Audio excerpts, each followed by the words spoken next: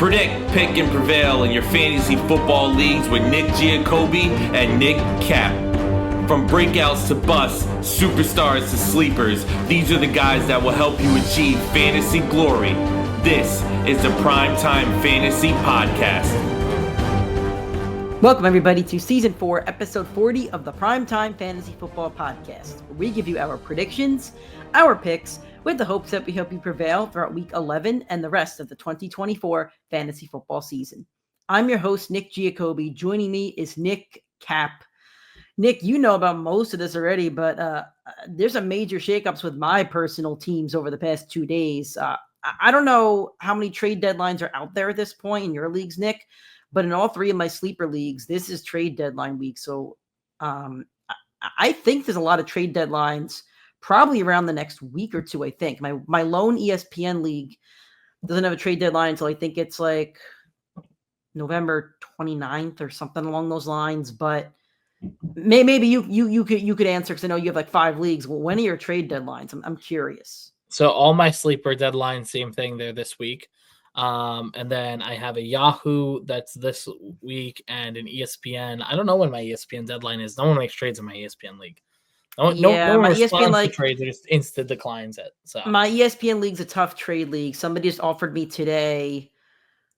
God, it was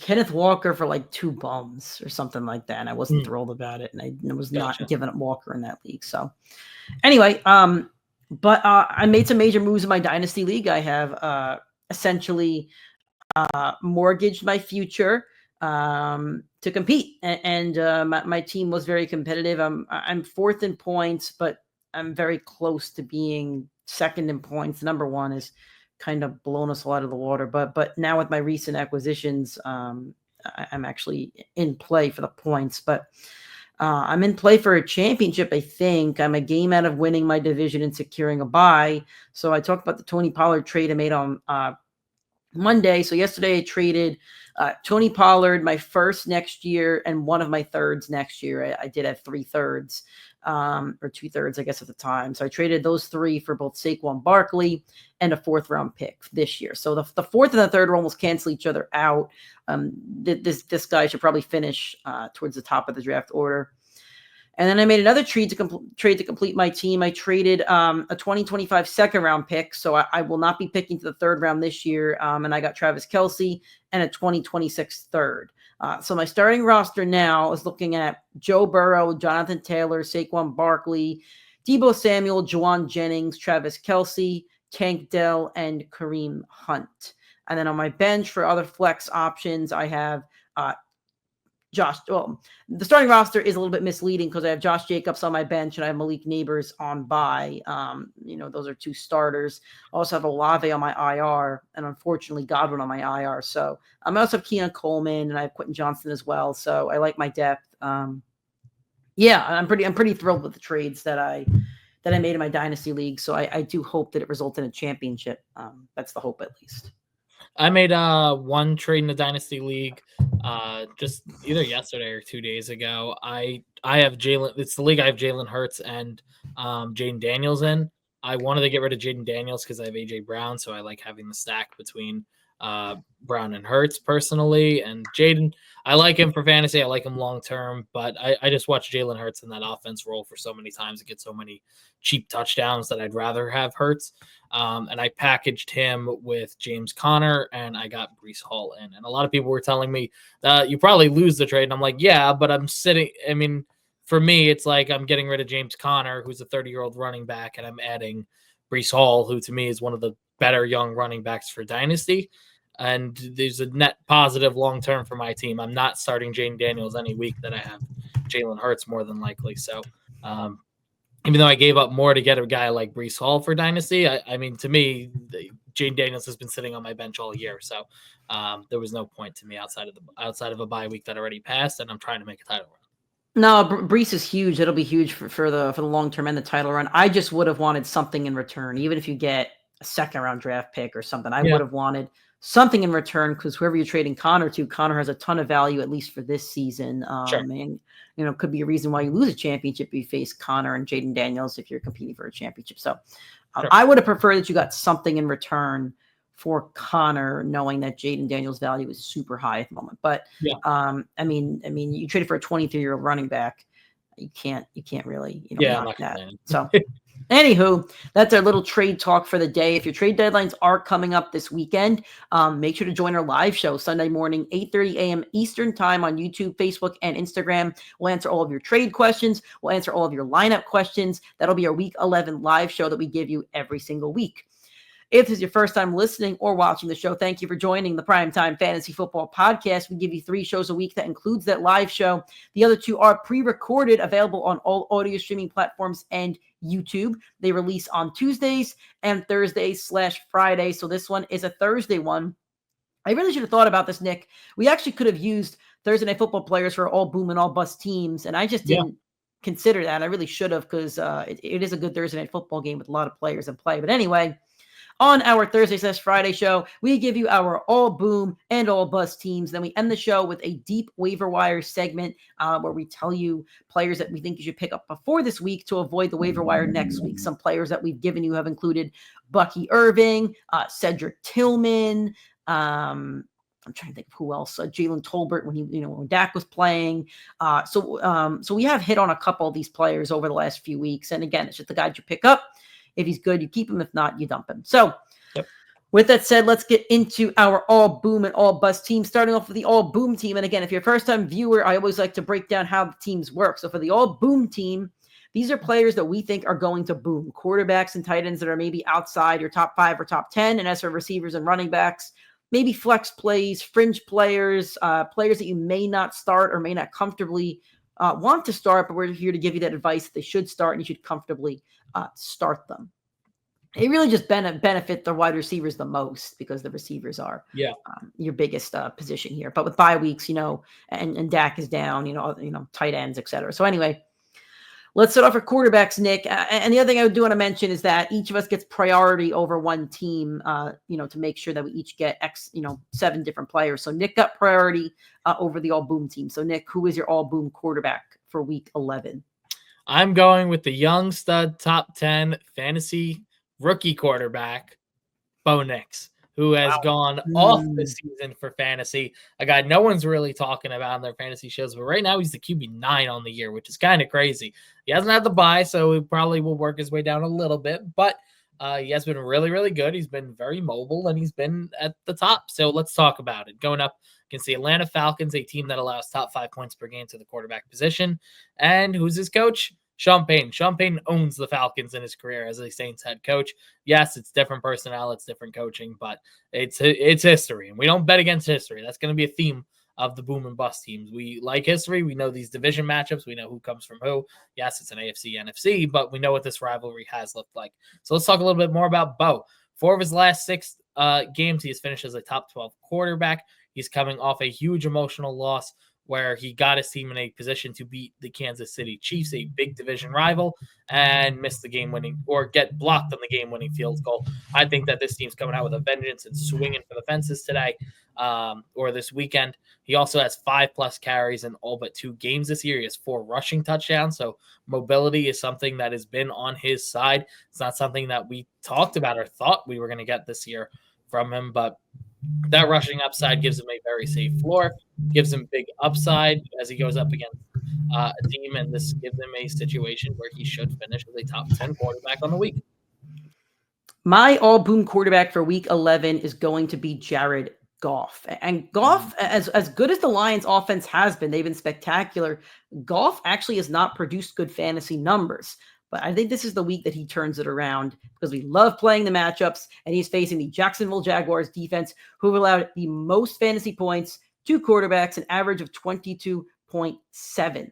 7 quarterbacks have scored over 18 fantasy points throughout the 9 or 10 games that the Jaguars have played. So it is a great matchup start for Jared Goff, a great matchup start for a Lions offense. They really should pummel the Jaguars. I think every Lion should be in your offense this week, including the defense, because Mac Jones will be starting for the Jaguars. And one thing I do want to note, this is not for Goff, but backing my co-host's take, Bo Nix's average is 17.2 even with the bye, and that's actually higher than Patrick Mahomes. If you look at Bo's last 6 games. He's over 14 fantasy points in 5 of those 6 games. Patrick Mahomes only has over 14 fantasy points in 5 games on the entire season. So I will back my co-host take that we might want to start putting our faith into Bo Nix a little bit. I'm sure you love hearing that. No, I know that you love those Denver Broncos. So, absolutely love them. Let's go to the running backs. Who is your first running back boom for Week 11? So you talk Jared Goff. I'm going to talk about one of his running backs, David Montgomery. And this is one I wanted. I'll note that there were 2 players that I wanted off, or 2 or 3 players I wanted off of Nick's team, and this was one of them. So I had 2 for yours, so I'll note them as well when we get there. But we talked early on in the year and said we don't know if David Montgomery could be on all boom teams. Well, the last 4 weeks he's kind of cooled off. He has under 15 points in all of them. The first 5 games were all over 15 points. So the script has flipped a little bit. He's still been good. He's been 12 to 14 points per game in that span. But now he gets the Jacksonville Jaguars, allow top 3 points per game to the position. The last 4 games for David Montgomery were all against teams that are in the top 16 in points per game against the running back. Doesn't sound like it's that good, but it's a top half of the league team. It's much different when you get to face a team that's absolutely horrendous.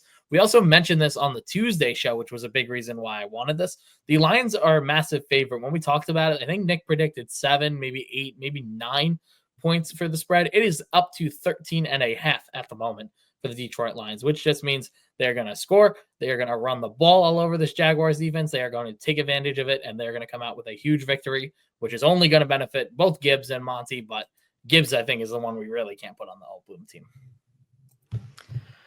All right, I'm going to go with Joe Mixon first, and I'll be honest, this one might be a tiny bit of a cop-out, but looking at the way that we orchestrate these teams, and I think Nick had 2 of the running backs that I wanted, bye weeks, etc. I took the guy that who I thought really could boom this week. So he's facing the Cowboys on Monday Night Football, who have allowed the 3rd most fantasy points to running backs at 24.3 average. Mixon has been the running back 2 since week 6, 16 plus fantasy points in all 5 games since week 6. A 20.8 average on the season. That is the 2nd highest average by a running back on the season. That includes the game that he got hurt, that I think he only had like 6 or 7 points. Every other game he's been spectacular. Mixon should be locked and loaded into your lineups. And if you're down 20, 30 points going into Monday Night Football with Mixon, you're going to have a legitimate chance at winning that game. And if you're facing Mixon going into Monday Night Football, you should be legitimately scared if you don't have a 40-point lead. Yep. Your second running back, who do you got? Going with Nick Chubb, a guy that has not winded up on this list. He has been on the all bust list a couple times, but that's just because we were concerned coming off the injury, tough matchups, limited workload. Well, this past week, they just had the bye. Those 3 games that he got to play were against very tough defenses, and he got 42 carries in that span, which is great. He's, again, coming off the bye. Now he gets the New Orleans Saints, a big revenge game for our guy Jameis Winston. Upside for touchdowns are very high in this game with this matchup, and I think Nick Chubb will have his best game of the year clearly and have his biggest bounce back, probably his most workload that he's had in any game this year, which should give him a very solid to very, very good fantasy game. I'm hoping we see the old Nick Chubb. You always get concerned with a running back that gets a major injury, but I think he's going to comfortably get at least 15 points, and hopefully you hope he can break that 20 mark and really boom. I'm going to go with Kareem Hunt, and this might be the last week that you could comfortably start Kareem Hunt, which is not making me happy. Facing the Bills, who have allowed the 2nd most fantasy points to running backs, a 26-point average. I always pick on the Bills with running backs. 6 backs have scored 19 plus fantasy points against the Bills this season. And then talking about Kareem Hunt, he's been the running back 8 since week 5. 13 plus fantasy points in all 5 games he's played, an average of 18 since week 5, which is the 5th highest among running backs. So positive matchup, plus a positive game script, plus a positive player. That should be a big fantasy performance for Kareem Hunt. Wide receivers, who do you have? I'm going with Deebo Samuel. He was my first plug-in for one of the guys, or he was a plug-in because I actually had Devontae Smith on my list, and I said, I want to avoid Thursday Night Football because I didn't know if we were going to be posting Thursday, Friday. So I stayed away from it and switched to Deebo, but I feel really good after looking at it, and he's going up against the Seattle Seahawks. Yes, you should. Deebo absolutely destroys. Yes. Nick, and Deebo has played 7 games against the Seattle Seahawks. That's it? I feel like it's been more, but that's what I would think. I mean, he was drafted in 2019 and he's been injured so much. But he's probably missed 1 or 2. Yeah, so 7 games in his career against this team. He averages a total between receiving and rushing 120 plus total yards per game. He averages over 8 targets, and he has 7 touchdowns in those 7 games. What did I say the theme of the boom and bust teams were? History repeats itself, and I think you're going to get another Debo bomb up against these Seahawks.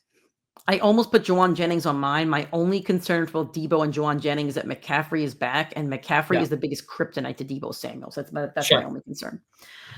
All right. My theme with my 2 starting receivers, not including the flex, are guys that I spoke about on our Monday show on our big takeaways. So I'm going to talk about them again, and I'm going to talk about George Pickens first. So let me recap what I told you guys on Monday before I get into why I like Pickens for this week specifically. Pickens since week 7 is the wide receiver 17, and that also includes a bye week in there. He has double-digit fantasy points in all 3 games he's played. These are with Russell Wilson. He has 20-plus fantasy points in 2 out of those 3 games. His average is 18 points per game, which is ranked 9th. Russell Wilson is your quarterback 15 over those last few weeks, 13 plus in all 3 of those games. He's the quarterback 11 in terms of average with an average of 19.3. Now, talking about this game specifically, the Ravens they're facing the Ravens, who have allowed the most fantasy points to wide receivers, an average of 38.1. The over-under is set at 47.5 at the moment, which is the 3rd highest of the week. And last year in a game that Pickens played against the Ravens, I think it was week 6, 26.6 points. Good game, divisional matchup, a big game for both teams. And I think Russ is going to cook this Ravens defense, and Pickens is going to Pickens with Russell Wilson is going to become one of the major steals of the draft, I feel, if they keep up this production. Nice. Your second wide receiver. I'm going with Calvin Ridley. I've been on the Ridley train for the last week. That was another one I wanted. Yep. I've told you to trade for him before this past week, and he winded up booming. I'm still telling you to trade for him this week because he has the easiest rest of season schedule of any wide receiver, and it starts with Minnesota this week, a team that allows top 5 points per game to the wide receiver position this season. Since the bye week, he has been the most targeted receiver over the last 5 weeks of all of them in fantasy football. 8, 9, 15, 8, 9 targets in each of those games. Floor of 8, ceiling of 15. Pretty phenomenal. 2 games in that span, 2 of the last 3 games actually, has been a top 5 wide receiver on the week. The schedule is great. This opportunity is great. The game scripts are always going to favor him being on this Tennessee Titans team. The Brian Callahan system pushes the ball up the field, so Ridley's depth of target is much further than your guys like Cooper Kupp, who catches the ball 8 to 10 yards down the field. Ridley's usually 20 yards down the field looking for the ball. There's definitely some design screens and things like that, but he is someone that on any given play could go get you a catch for 30 yards, and he could go get you that 50, 60-yard touchdown. Ridley in this offense against this defense with that scheme, and with Will Levis, who says, screw it, my receiver's down there somewhere, is going to favor him the rest of the year. I really like Calvin Ridley on the season, but this is a great opportunity for him to set himself up for rest of season success. I'm going to go with one of Nick's all-time guys on the show, and that's going to be Courtland Sutton. So again, recapping what I told you on Monday's show. He's the wide receiver 16 on the season currently. Hasn't had his bye yet, but that's okay. He has 17-plus fantasy points in each of the last 3 weeks and 15-plus in 4 of his last 5. He's the wide receiver 8 since week 6, which also includes a goose egg. If you take that goose egg away, he's a top 5 wide receiver 6 since week 6. He now gets the Falcons, who allow the 9th most fantasy points to wide receivers, an average of 28.6. Backing up exactly why Nick picked Bo Nix. If Nick succeeds, he's going to need Courtland Sutton to succeed. This is a really good flex play. And again, one of those guys you probably drafted late that could potentially help you win a fantasy football championship. Your tight end. So this is a guy that everybody tried dunking on at the start of the year, and he has been great ever since. Mark Andrews, who is now within the top 10 tight ends. He gets this matchup against the Steelers. Now, the Steelers are good against the tight end position, but what did I tell you? History repeats itself. The last 5 games that Mark Andrews played against the Steelers, 9, 15, 6, 9, 10 targets. The usage has been very, very high. The one outlier, which I did see, is he has never actually scored a touchdown in this matchup, but the Ravens have been targeting him a ton on the goal line. He has 5 touchdowns in the last 5 games, and as Nick mentioned, it is one of the highest over-unders of the week. This is a great opportunity for him to have that usage and get in the end zone. He has not seen the combination of both at any point this season, And with Likely and Kolar, or Likely really dealing with an injury right now, it is a very good opportunity for Mark Andrews to have his biggest game of the year. My tight end is a guy I feel like I put on the all boom team a couple of times this season, and he's not boomed, but I'm going back to the well. That's Dalton Kincaid. Going up against the Chiefs, and the Chiefs defense is one of, if not the best in the league. But when it comes to tight ends, they're actually not that great of a defense. They allowed the second most fantasy points to tight ends, an average of 13.1. The Chiefs are very tough on running backs. I'll talk about that in a second, which means that I think James Cook and the rushing attack does get shut down. That means the passing attack is going to open up. I think this will have a lot of offense in this game. And I think Kincaid could get his and hopefully find the end zone and have one of his better games of the season. Is this the Sunday Night Football game? No, I think it's the Cowboys now. No, Cowboys is Monday night. I think... Let's see. I know they flexed your Jets at a Sunday night. Thank God. Yep. Oh no, it's the Bengals Chargers. This is a 4 o'clock game. This is a 4 o'clock game. I guess Bengals Chargers. I guess this was a game that CBS probably said there's not a chance you're taking this off CBS. Probably. That sucks. Your 4 o'clock window is Bears, Packers, Falcons, Broncos, and I bet the Seahawks. And the Seahawks. Yep. This will be your super red zone game. All right. Nick, your flex spot. Who do you have? Cedric Tillman. I think I boomed him 3 of the last 4 weeks, and I've been right on all of them. He was on bye last week, so you couldn't do him last week. I think he was on bye. Yeah, so the 2 weeks prior, I'm pretty sure I had him on the boom team, and I am sticking with it. I was just making the point that you boomed him every week. You could have. You can't boom him on a exactly, or on a bye week. I don't think you would boom him on a bye week. I mean, probably not. I wouldn't want to start a guy on bye in my week, but he has been great since week 7. He has been a top receiver. The 3 weeks before the bye, that stretch, he was the wide receiver 1 in fantasy football, which is crazy to think about. In that span, 12 targets, 9 targets, 11 targets, 3 touchdowns. He has been consistent. And I talked about it with Nick Chubb earlier. Jameis Winston revenge game against the New Orleans Saints. His former team didn't want him, opted for Derek Carr. That worked out real well, guys. Let's see Jameis Winston off a bye absolutely light this team up, and it's going up against one of the worst secondaries in football. They've been the worst secondary in football since they traded Marshawn Lattimore. This is a great opportunity for Cedric Tillman, Jameis Winston, to really kind of solidify themselves as a duo going forward. Jameis is still on a lot of waivers. Tillman, people still not totally comfortable starting, definitely getting there. I think if he puts up a big week this week, it is locked and loaded every single week, Cedric Tillman, for the rest of the year. I bounced around my flex a little bit. I wanted to use Brian Thomas Jr. in a positive matchup, but it looks like Trevor Lawrence. I don't know if they've officially announced it, but it looks like Lawrence is not going to play this week, which means the Mac Jones show, and that's going to be a disaster. So that's unfortunate. But I'm going with Jamison Williams, another receiver in this game. So facing the Jaguars, who allow the 6th most fantasy points to wide receivers, stacking this with Goff, and they allow an average of 29.8 to receivers. Before the suspension, Jamison Williams had 14 plus fantasy points in 4 out of 5 games. Returned last week, only about 8 points on 5 targets. Not super worried about it because he does have a connection with Goff, and he had been productive earlier on in the season. I think him and Goff get on the right page here, and you have another 14 plus point performance from Jamison Williams. We're now going to kick it to the all-bust team. And the all-bust team, everybody's available to be busted. It's not like the all-boom team where we won't boom your stars for the busts. We've successfully used Jamar Chase, Tyreek Hill, Jonathan Taylor. So if we think you're a star and you're going to have a bad game, we will put you on the all-bust team. I think Mike Evans, too, when he was facing Lattimore. So let's go with quarterbacks, Nick. Who is your all-bust quarterback for week 11? I hate to do it to your guys, but I'm starting with Geno Smith. Should be Geno. It should be. Yes. Yep.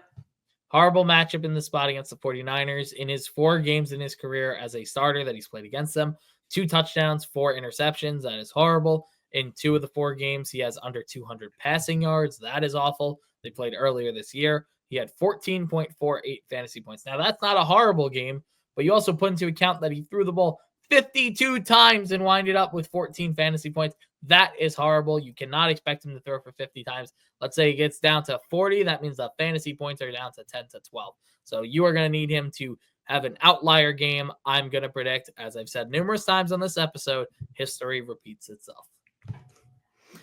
I am going to go with Kirk Cousins. He's facing the Broncos, who allow the fourth fewest points to quarterbacks, an average of 14.5. No quarterback that has gone up against the Broncos has scored more than 13 at Mile High Stadium this season. Wow. 6 out of 10 games for Kirk Cousins. He's been under 15 fantasy points. So I don't see him scoring more than 12 or 13 fantasy points in this game unless he has a multiple touchdown point performance, which I just don't see happening. So I would keep Kirk Cousins on the bench. And if you can, go pick up Jared Goff, who should be available in a lot of leagues at the moment. Running back, who do you have? I'm starting off. This was one of the replacement guys, but we'll get him out of the way. We're going with J.K. Dobbins. This is a bad matchup for him, but there were some concerns last week that we need to talk about. So Gus Edwards returns to the lineup from injury, gets 10 carries in that game for 55 yards. Very efficient. The problem is Dobbins has not been efficient.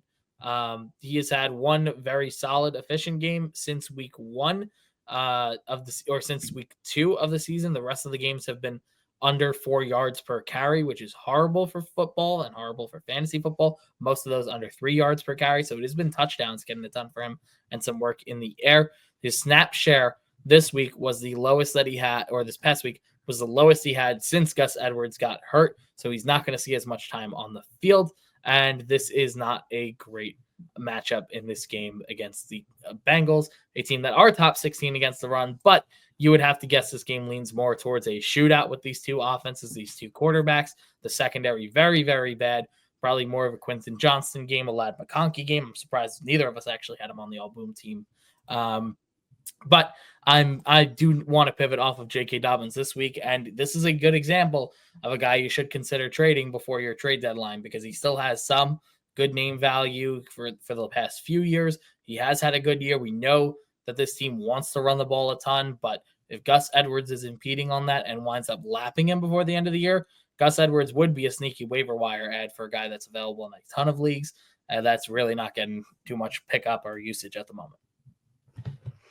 I'm going to go with James Cook. I gave you the little sneak peek when I was talking about Dalton Kincaid. I love to bust any running back that goes up against the Chiefs. They have allowed the fewest points to running backs throughout the entirety of the season, an average of only 12 points. The Chiefs have not allowed any running back to score more than 13 fantasy points this season.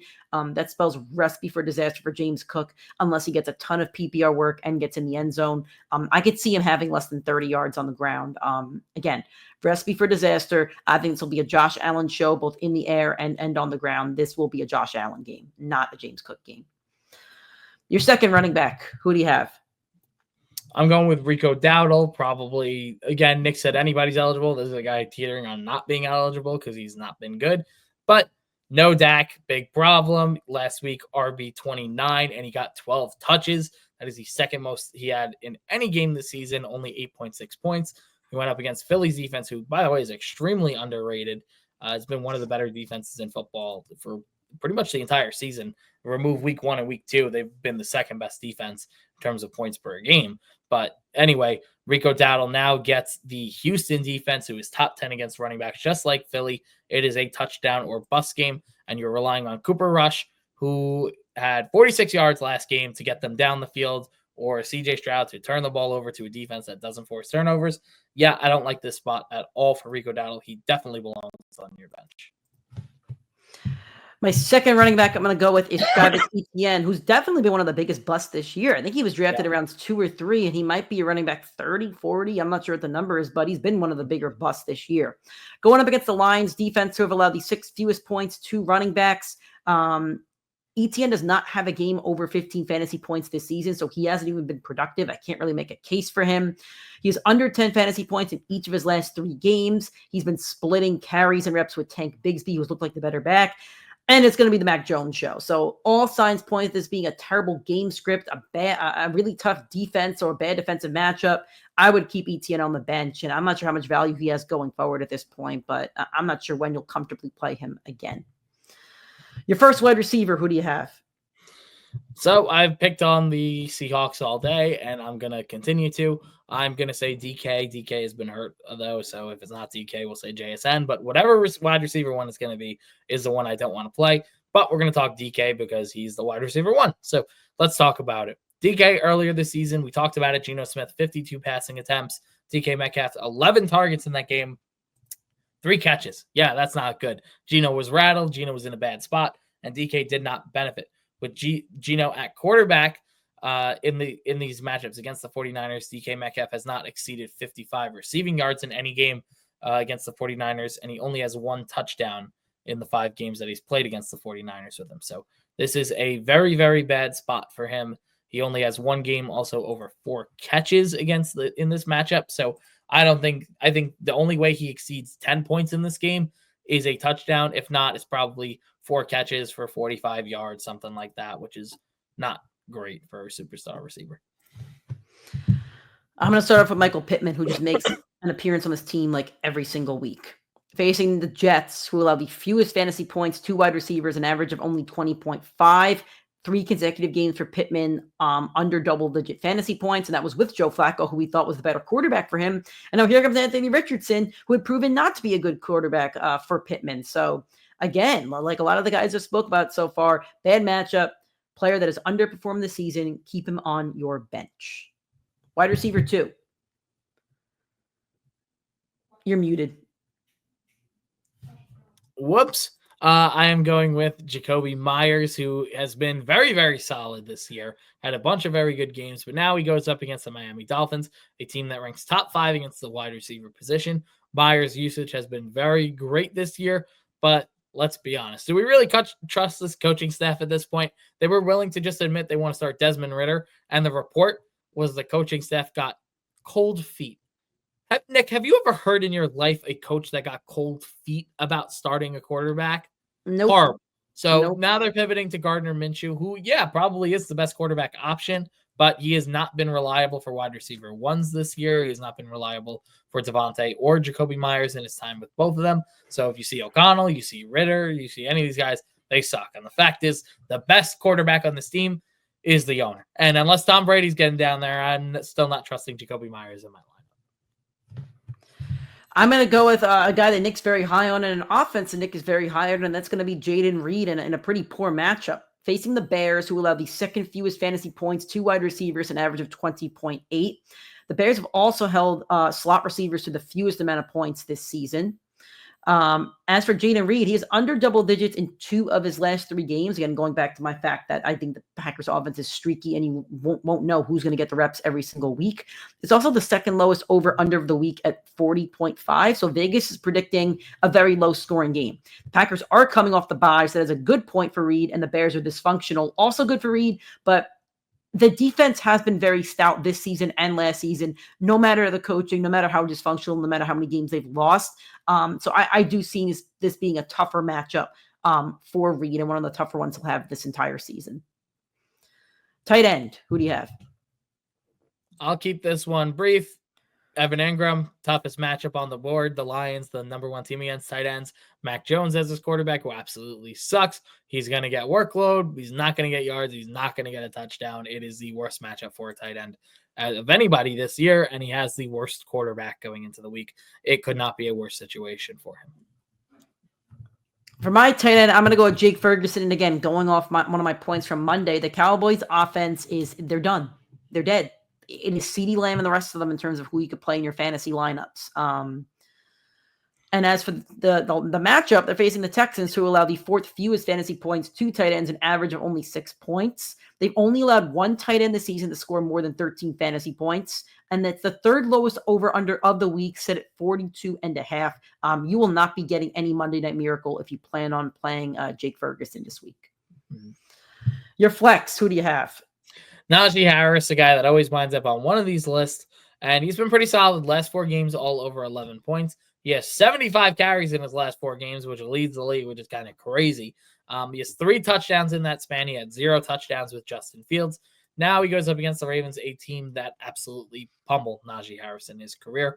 He averages 3.7 yards per carry. He gets the workload, but he got the workload in past years in the passing game, but now he gets Russ in this matchup, who has only where Najee has only caught the ball 5 times in 4 games with Russell Wilson. That is not good. And I'm, again, sticking with the theme.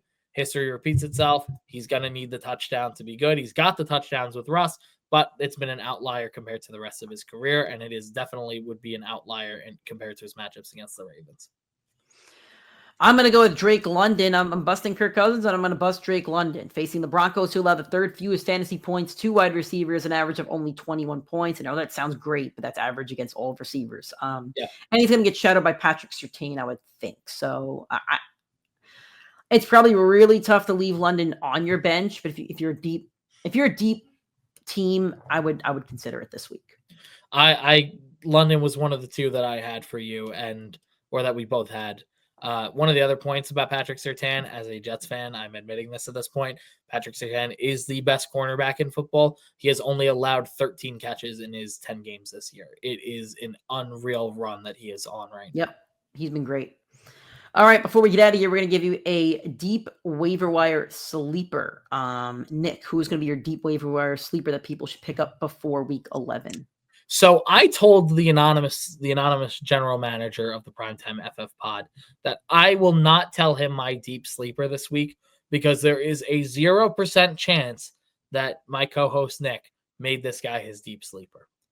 I am going to the one position we have not talked about all year, the kicker position, and I'm talking about Jason Sanders. Everybody's ignoring kickers this year, but guess what? Jason Sanders, he is on an absolute run with Tua as his quarterback. He's averaging 11 points per game, which is fantastic. Some of your top guys like Evan McPherson, who were drafted early, some of those other guys, they are not in that span. He has 15 points just a couple weeks back with Tua. It has been honestly a real difference maker. And now he's going up against the Raiders.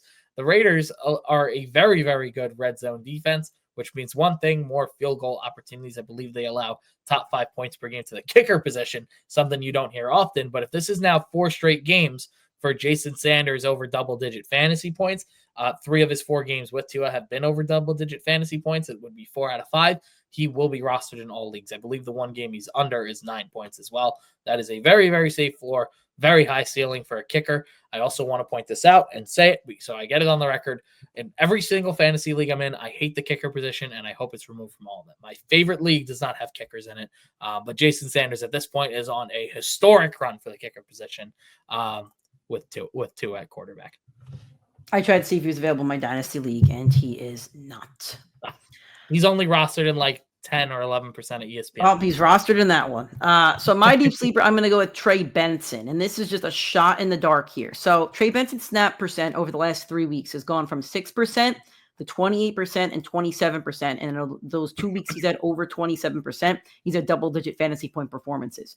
As for James Conner, his snap percent went from 80% to 48% and 54%. He did still have 16-plus fantasy points in both of those games. So I don't think that they are throwing in the towel or Connor, with Connor or anything like that. However, if you do have an open spot on your roster, this is not a bad one to add. If James Conner gets dinged up and even misses a game or two, he's 29 years old. The Cardinals drafted Benson. I think they'll want to see what the rookie has, in terms of a full tank of gas. So I think it's worth a stash if you do have the open roster spot. The other one I would do is I would go and grab the Packers defense. I do like their playoff schedule. I don't have it here, but let's see. Packers schedule. I was looking for a defense I could stream for most of the playoffs, but if you're in a position where you're making the playoffs and would like a defense to stream, their playoff schedule is my Seahawks, who just they will have a lot of sacks against the Seahawks, the Saints, who have been bad, and the Vikings is championship week. Probably wouldn't want to play them against the Vikings, but you might have a positive matchup or two in a defense that has had a lot of takeaways this season. But you won't want to play them until the playoffs. I mean, they have the 49ers, the Dolphins, and the Lions. You probably won't want to play them until the playoffs. But again, it is a deep stash. And they have the Bears this week, so that's a positive matchup as well if they're still available. They did get taken in a lot of leagues. So with that said, that is our last show heading into week 11, or I guess our second show heading into week 11 with our all boom and all bust teams. If we did not talk about your players, because we can't talk about everybody, we only spoke about 28 players, join our live show Sunday morning, 8:30 a.m. Eastern time, and ask all your fantasy football questions. It's available on YouTube, Facebook, and Instagram. We highly recommend using YouTube. And with that said, we'll answer your trade questions, your lineup questions, help you set your lineup, and anything that you might need. If you enjoyed this show and you're watching on YouTube, make sure to drop a like and subscribe to the channel if you haven't already. Make sure to subscribe on all audio streaming platforms. If you're on iTunes or Spotify, please give us a 5-star rating and a review. Follow us on social media, and if you have any questions, you could ask them on Twitter, Primetime FF Pod, or Instagram, Primetime Fantasy Football Podcast.